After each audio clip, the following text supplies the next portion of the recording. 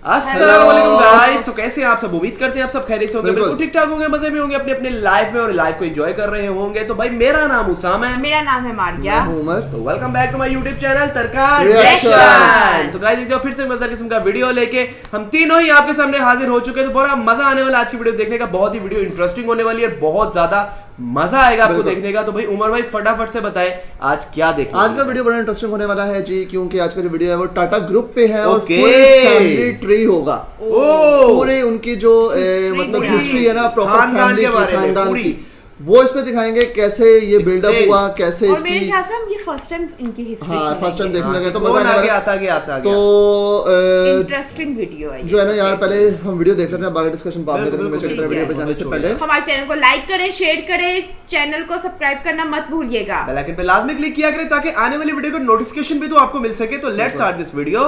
Heavy गो।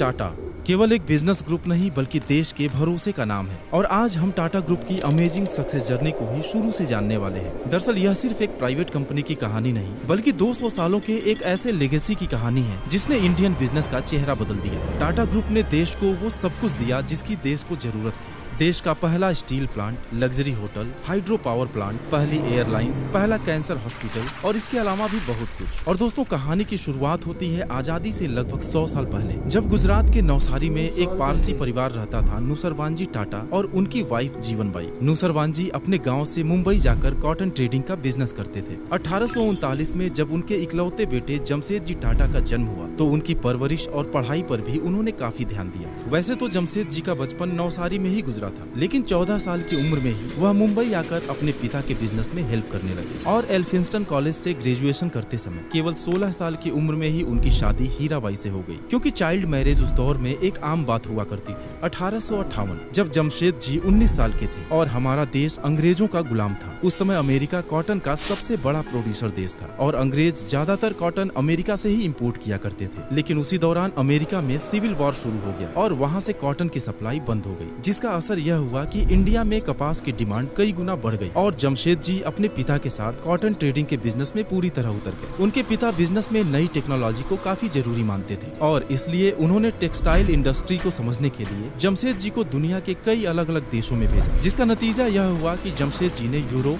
Japan, China और United states में भी अपने ब्रांचेस शुरू कर दिए। लेकिन गौर करने वाली बात यह भी है कि अभी भी हवाई जहाज और टेलीफोन की शुरुआत नहीं हुई थी। और जब एक बार जमशेद जी बिजनेस एक्सपेंशन के सिलसिले में हांगकांग के दौरे पर थे, तब उनकी आंखें खुली। उन्हें महसूस हुआ कि दुनिया हमसे काफी आगे है और देश को अगर दुनिया की बराबरी करनी है तो इंफ्रास्ट्रक्चर, एजुकेशन, टेक्नोलॉजी और एम्प्लॉयमेंट पर हमें काफी ध्यान देने की जरूरत है। जमशेद जी एक देशभक्त इंसान थे। उन्होंने एक ऐसा बिजनेस डेवलप करने का फैसला किया जो देश को आत्मनिर्भर बनाने के साथ ही लोगों को अच्छी शिक्षा और रोजगार भी दिलाए, और इसी सोच ने टाटा ग्रुप की बुनियाद रखी। साल 1868 21,000 रुपए कैपिटल के साथ जमशेद जी ने एक ट्रेडिंग कंपनी की शुरुआत की और साथ ही मुंबई में एक पुराने ऑयल मिल को खरीदकर अलेक्जेंड्रा के नाम से कॉटन मिल में कन्वर्ट कर दिया। हालांकि इस मिल को 2 साल तक चलाने के बाद उन्होंने इसे अच्छे मुनाफे में बेच दिया और जो पैसे मिले उससे मुंबई पोर्ट से 800 किलोमीटर दूर नागपुर में इम्प्रेस मिल नाम से एक कॉटन मिल की शुरुआत की। लेकिन उनके इस चौंकाने वाले फैसले का सबने मजाक उड़ाया, क्योंकि अगर देखा जाए तो उनका पूरा बिजनेस ही एक्सपोर्ट पर निर्भर था और मुंबई पोर्ट से 800 किलोमीटर दूर मिल लगाना किसी के समझ में नहीं आया। लेकिन जमशेद जी ने यह फैसला दुनिया घूमकर इकट्ठा किए अपने एक्सपीरियंस के आधार पर लिया था। दरअसल नागपुर में कॉटन का प्रोडक्शन होता था, सस्ते में लेबर मौजूद थे और ट्रेन से मुंबई पोर्ट की कनेक्टिविटी भी काफी अच्छी थी, और यही रीजन था कि इम्प्रेस मिल ने कमाल कर दिया। सैकड़ों लोगों को रोजगार मिला और टाटा ग्रुप फेमस होने लगा। एक तरफ जहां अंग्रेजी हुकूमत हम भारतीयों को नौकर समझती थी और हमारे मजदूर दिन रात जानवरों की तरह काम करते थे, वहीं जमशेद जी ने एम्प्लॉइज वेलफेयर के बारे में सोचना शुरू किया और इम्प्रेस मिल कर्मचारियों के लिए भविष्य निधि यानी कि प्रोविडेंट फंड, इंश्योरेंस और ग्रेचुटी जैसी स्कीम्स की शुरुआत की। यहाँ तक कि फैक्ट्रीज में वर्किंग कंडीशंस को सुधारने के लिए नौकरी का समय 8 घंटे कर दिया गया, सुरक्षा के उपकरण लगाए गए और बिना सैलरी कटौती के छुट्टियों की शुरुआत भी जमशेद जी ने ही किया था। दोस्तों, जमशेद जी के 4 ऐसे ड्रीम्स थे जिनके बिना देश की तरक्की पॉसिबल नहीं थी, और उनके वो सपने थे एक एक आयरन और स्टील कंपनी की स्थापना, जिससे देश का इंफ्रास्ट्रक्चर मजबूत हो सके। एक वर्ल्ड क्लास होटल की शुरुआत, क्योंकि उन दिनों इंडियंस को यूरोपियन होटल्स में एंट्री नहीं मिलती थी। एक वर्ल्ड क्लास एजुकेशनल इंस्टीट्यूट और एक hydro electric power plant,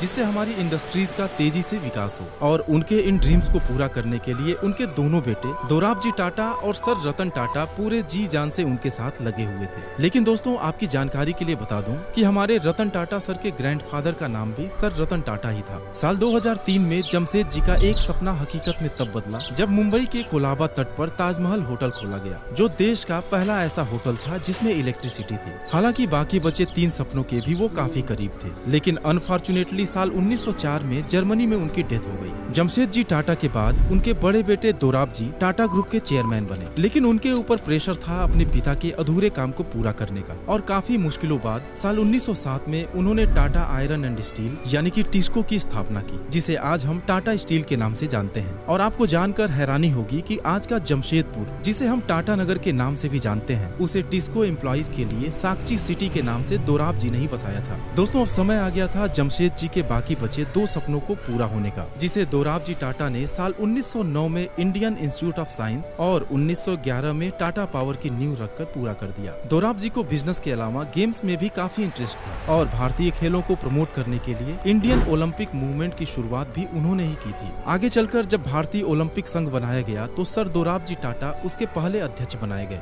Dorabji Tata की शादी मेहरबाई से हुई थी, जो फेमस साइंटिस्ट डॉक्टर होमी जे भाभा की रिलेटिव थी। लेकिन दुर्भाग्य से दोराबजी की कोई संतान नहीं हुई और उन्होंने अपनी सारी प्रॉपर्टी एक ट्रस्ट बनाकर चैरिटी के लिए दान कर दिया, जिसे आज हम दोराबजी टाटा ट्रस्ट के नाम से जानते हैं। उनकी वाइफ मेहरबाई की कैंसर से मौत हुई, जिसके बाद दोराबजी ने स्पेशली कैंसर में रिसर्च के लिए लेडी टाटा मेमोरियल ट्रस्ट भी शुरू किया और 1 साल के भीतर ही 1932 में उनकी भी डेथ हो गई। दोस्तों, दोराबजी टाटा ट्रस्ट ने डॉक्टर भाभा के एटॉमिक रिसर्च प्रोग्राम को भी काफी सपोर्ट किया था और आज इंडिया के सभी वर्ल्ड क्लास टेक्निकल इंस्टीट्यूशंस को इस्टेब्लिश करने और उनके प्रमोशन में इस ट्रस्ट का मेजर रोल है। दोराबजी टाटा के छोटे भाई सर रतन टाटा का बिजनेस से ज्यादा सोशल एक्टिविटीज में इंटरेस्ट था और उन्होंने देश की आजादी के लिए गोपाल कृष्ण गोखले और महात्मा गांधी की भी आर्थिक रूप से मदद की थी। एक बार तो जब मोहनजोदड़ो और हड़प्पा की खुदाई फंड की कमी की वजह से रुक गई थी, तो सर रतन टाटा ने पैसे देकर फिर से शुरू कराया था और इन्होंने भी अपनी पूरी संपत्ति परिवार को देने की बजाय एक ट्रस्ट बनाकर उसमें दान कर दिया, जिसे आज हम सर रतन टाटा ट्रस्ट के नाम से जानते हैं।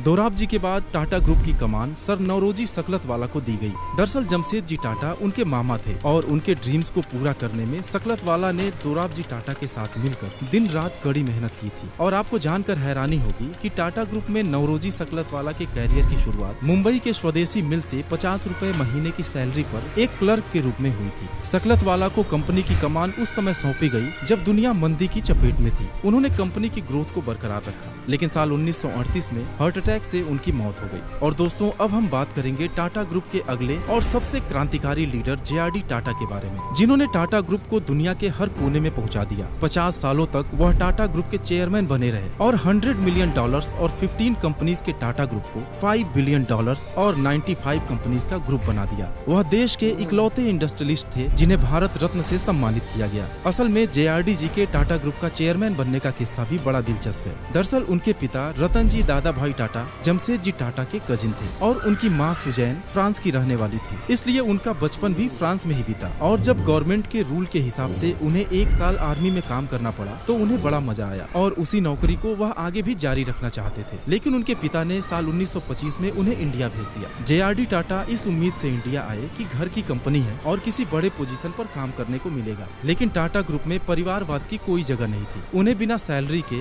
एज अ अप्रेंटिस काम पर लगाया गया और धीरे धीरे उनके अंदर भी देश प्रेम और समाज के लिए कुछ करने का वही भाव पैदा हुआ जिसकी शुरुआत जमशेद जी ने की थी। और साल 1938 में सिर्फ 34 साल की उम्र में टाटा ग्रुप की कमान उनके हाथ में आ गई। JRD टाटा की जिंदगी रोमांच से भरी हुई थी। वो कहते थे कि जिंदगी को थोड़ा खतरनाक ढंग से जीना चाहिए। उन्होंने फ्लाइट उड़ाने की ट्रेनिंग ली और 1929 में उनको इंडिया का पहला कमर्शियल पायलट का लाइसेंस मिला। 1932 में JRD ने टाटा एयरलाइन की स्थापना की, जिसे 1953 में भारत सरकार ने एयर कॉर्पोरेशन एक्ट के तहत अपने कंट्रोल में लेकर एयर इंडिया का नाम दे दिया। इस तरह सरकार ने उनकी सबसे पसंदीदा चीज उनसे छीन ली थी। हालांकि JRD टाटा 1977 तक एयर इंडिया के अध्यक्ष बने रहे और साथ ही टाटा ग्रुप के बिजनेस का विस्तार भी अलग अलग सेक्टर्स में करना शुरू कर दिए। 1939 में टाटा केमिकल्स की शुरुआत शुरुआत हुई, जिसके तहत शुरू किया गया टाटा नमक आज देश के नमक के रूप में जाना जाता है। 1936 में Tata institute of social science, 1941 में मुंबई में शुरू किया गया एशिया का पहला टाटा मेमोरियल कैंसर हॉस्पिटल, 1945 में टाटा मोटर्स, 1954 में वोल्टास, 1968 में टाटा कंसल्टेंसी सर्विसेज और साल 1987 में टाइटन इंडस्ट्रीज की शुरुआत उनके कुछ रिमार्केबल अचीवमेंट्स हैं। और इस तेजी से बढ़ते एम्पायर की सबसे बड़ी वजह टाटा के एम्प्लॉइज थे।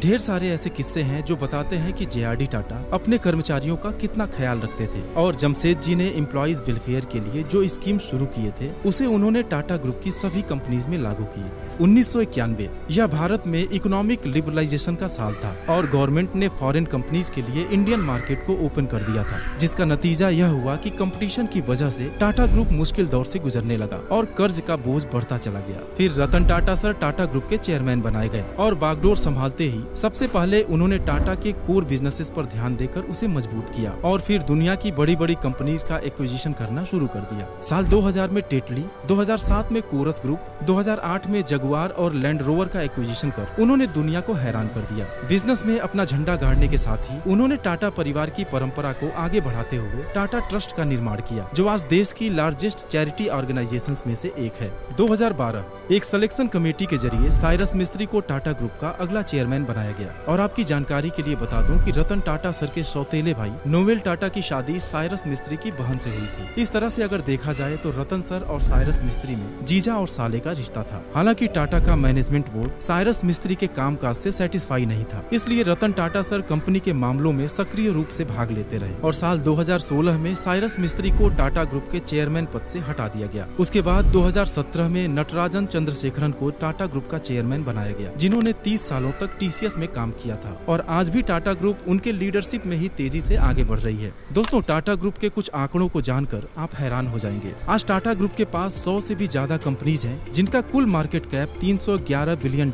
यानी कि 25 लाख करोड़ से भी ज्यादा है। बॉम्बे स्टॉक एक्सचेंज के 5000 से भी ज्यादा लिस्टेड कंपनीज में टाटा ग्रुप की 29 कंपनीज हैं, जो BSE के कुल मार्केट कैप का 9% होल्ड करती हैं। दुनिया के 100 से भी ज्यादा देशों में टाटा के ऑफिसेज हैं और टाटा के कुल रेवेन्यू का 67% हिस्सा इंडिया के बाहर से आता है। और यही नहीं, टाटा ग्रुप इंडियन आर्मी और रेलवेज के बाद देश की तीसरी सबसे बड़ी एम्प्लॉयर भी है, जिसने 9,35,000 लोगों को रोजगार दे रखा है। और अगर इंडिया के GDP की बात करें तो देश की कुल GDP का 4% हिस्सा टाटा ग्रुप से आता है, जबकि देश के टोटल टैक्स कलेक्शन का 2.25% हिस्सा यानी कि लगभग 50,000 करोड़ टाटा ग्रुप अकेले देता है। दोस्तों, टाटा ग्रुप की सारी कंपनीज का ओनर टाटा सन्स है, जिनके ज्यादातर शेयर्स ट्रस्ट के पास हैं। जहां एक तरफ प्राइवेट कंपनीज कमाने के बाद कुछ रकम दान करती है, वहीं टाटा हमारे देश की ऐसी कंपनी है जो दान करने के लिए कमाती है। टाटा ऐसी कंपनी है जिसने अपनी तिजोरी भरने से ज्यादा देश को संपन्न बनाने और एम्प्लॉइज के वेलफेयर के लिए काम किया है। तो दोस्तों, उम्मीद है कि टाटा ग्रुप की विरासत और फैमिली हिस्ट्री के बारे में आपको कुछ जानकारी मिली होगी। आगे के वीडियोस में हम टाटा ग्रुप की कंपनीज और जबरदस्त यार, फुल एक ऐसी हिस्ट्री जो हमने फर्स्ट टाइम ऐसी वीडियो देखी है टाटा ग्रुप पे। सही बात है। और ये पुश्तों से इनके ये चलते आ रहे हैं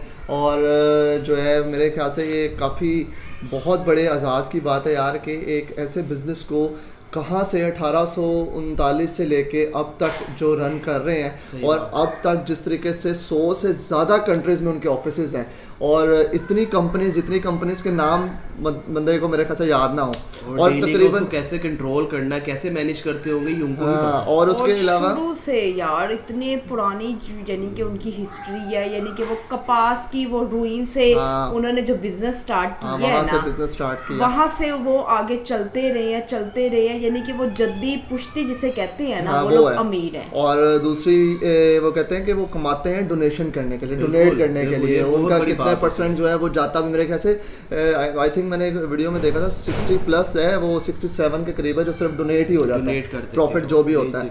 और मतलब यार ये बहुत अच्छी सोच है और इसी विजन के साथ वो चल रहे हैं। ज्यादा मिलता है, बिल्कुल, वो डोनेट कर देते हैं यार वो, क्योंकि जितना वो कमाते हैं उससे कई ज्यादा तो वो दे देते हैं, अपने पास थोड़ा सा रखते हैं। हाँ, और JDB में 4% उनका आता है, मतलब JDB में जो 4% है उनका हिस्सा। वो लोग अपने लिए इतना वो निकालते भी होंगे, वो ज्यादातर यानी कि वो चीजों वगैरह पे लगा देते हैं, यानी कि अपने उन्होंने ब्रांड्स वगैरह जो खोले हैं अपने वर्कर्स वगैरह के लिए, अपने वर्कर्स का, एम्प्लॉइज का बहुत ख्याल होता है। तकरीबन 9.5 लाख के करीब एम्प्लॉय है उनके पास। अच्छा उमर भाई, मेरे ख्याल से शायद ही मेरे आइडिया से, पता नहीं मैं गलत हूँ कि नहीं, कि पूरी दुनिया में कोई ऐसी खानदानी कोई फैमिली होगी जिसका बिजनेस इतना पुश्तों से चलता है बहुत, और उसकी इतनी कंपनीज, अंग्रेजों के वक्त से इनका बिजनेस चलता आ रहा है। तो मजे का वीडियो था यार, और फर्स्ट टाइम हमने फैमिली ट्री प्रॉपर देखा, और अब जो चेयरमैन तक अब आज जो करंटली है वहाँ तक इन्होंने मतलब बड़ा अच्छा एक्सप्लेन किया इस वीडियो में। मजा आया मुझे तो उम्मीद है आपको भी मजा आया होगा। वीडियो अच्छा लगा तो वीडियो को लाइक शेयर सपोर्ट करें यार। मिलते हैं वीडियो में एक नए रिएक्शन के साथ, तब तक अपना बहुत ख्याल रखिएगा। टेक केयर, अल्लाह हाफिज।